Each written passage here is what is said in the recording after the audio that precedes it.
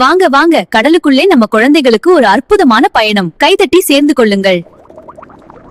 இதோ பாருங்கள், இவள்தான் நம்ம மின்மினி, அழகான நட்சத்திர மீன். அவளுக்கு 5 கைகள், ஒவ்வொரு கையும் கடலில் நட்சத்திர மாதிரி மின்னும்.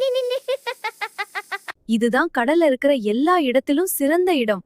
சூரிய ஒளி நேரா விழுந்து கொண்டிருக்கும் இடம். இதுதான் மின்மினிக்கு ரொம்ப பிடித்த இடம்.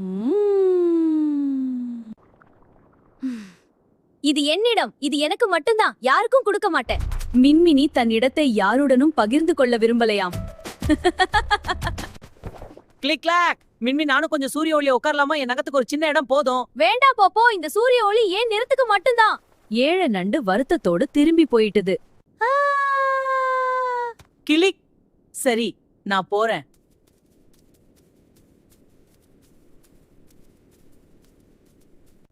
மின்மினி, இன்னைக்கு கடல் அலையிலே ரொம்ப குளிர்ச்சியா இருக்கு. நானும் கொஞ்சம் சூரிய ஒளி இருந்துக்கட்டுமா?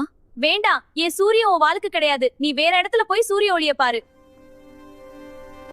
சரிங்க, நான் போறேன். மின்மினி இன்னும் பகிர்ந்து கொள்ள மறுத்துட்டா. பாவம் குதிரை மீன்.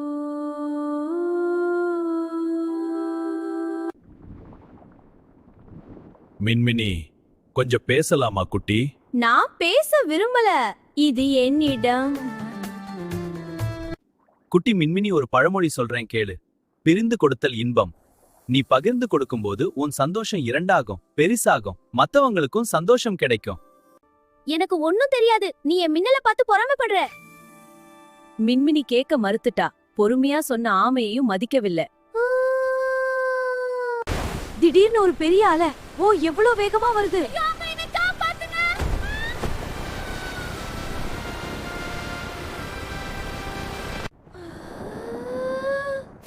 ஐயோ, நான் திரும்ப முடியல. என் காலெல்லாம் மேல போச்சு. யாராச்சும் என்ன காப்பாத்துங்க. அவளால திரும்ப முடியல. யாராவது உதவுவாங்களா? கிளிக்.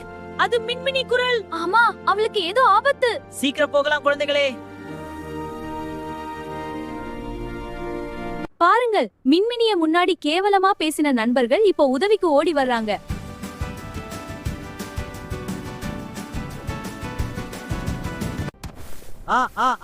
வருது. ஆனா சரிய மாட்டேங்குது. நண்டு முயற்சி பண்ணுச்சு, ஆனாலும் மின்மினி திரும்பல. ஆனா நண்டு கைவிடல. இதுக்கு தான் பொறுமைன்னு பேரு. வர்றது. ஆனா இன்னும் கொஞ்சம் தூரம் வேணும். குதிரை மீனும் பொறுமையா முயற்சி பண்ணுது. தோத்துட்டு போகல. பொறுமைதான் வெற்றி தரும் குழந்தைகளே.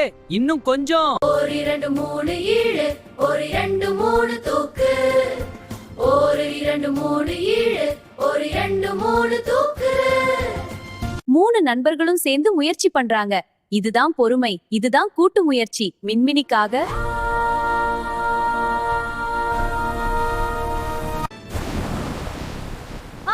நான் திருந்திட்டேன், நான் சரியாகிட்டேன். மின்மினி திருந்திட்டா. மின்மினி திருந்திட்டா. நண்பர்களோட பொறுமை வெற்றி கண்டுச்சு. நண்பர்களே, என்ன மன்னிச்சிடுங்க, நான் ரொம்ப கெட்டவ. நான் உங்களுக்கு சூரிய ஒளிய கொடுக்க மறுத்துட்டேன். ஆனா நீங்க எல்லாரும் என்ன காப்பாத்துனீங்க.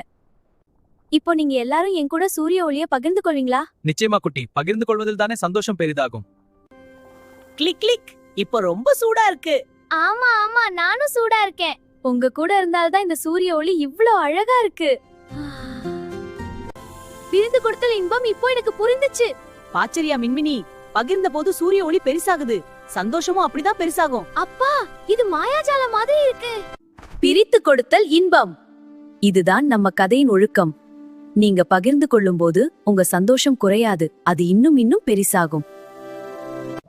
இப்போ கேள்வி கேட்க போறேன். பதில் சொல்ல தயாரா? கிராப் எதை காட்டினார், பொறுமை அல்லது கோபம்? சரியான பதில் பொறுமை. நீங்க மிகவும் அறிவாளிகள். அடுத்த கேள்வி.